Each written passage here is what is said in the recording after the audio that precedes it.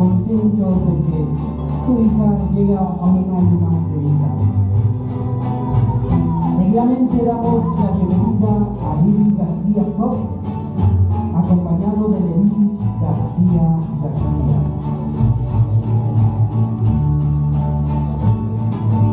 Damos la bienvenida a Yanira Méndez García, acompañado de Marvin García.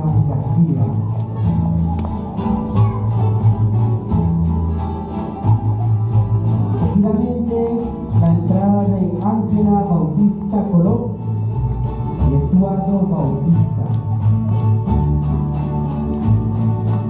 Por último, damos la bienvenida a Marlene Sol y a Juan Carlos Sotán. Fuertes los aplausos para los damas y caballeros de este caso.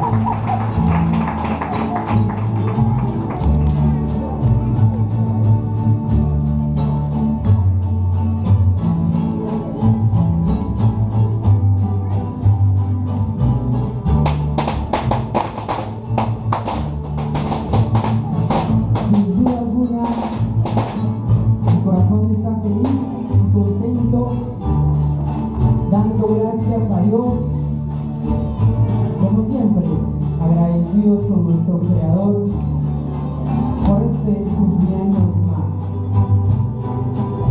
En este momento, pues quiero invitar al niño Elvis Colón Bautista a que haga su ingreso en esta tarde, que él viene portando la Biblia como pilar fundamental del hogar, pilar fundamental en la vida. Fuertes los aplausos a Elvis Colón Bautista. Sin duda alguna, el corazón de un niño pues refleja la pureza de nosotros. Seguidamente hago la bienvenida a la niña Keila García Alejá, que viene portando el anillo, símbolo importante en esta fiesta de 15 años, en esta alegría de la quinceañera. Fuertes los aplausos a Keila García Alejá.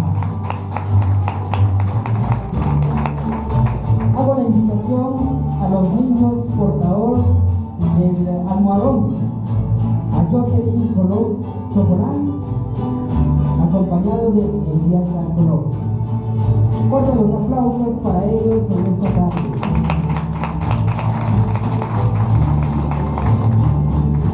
Seguidamente, a los niños portadores de los recuerdos, Yesenia Colón Azar y a Juan Obispo.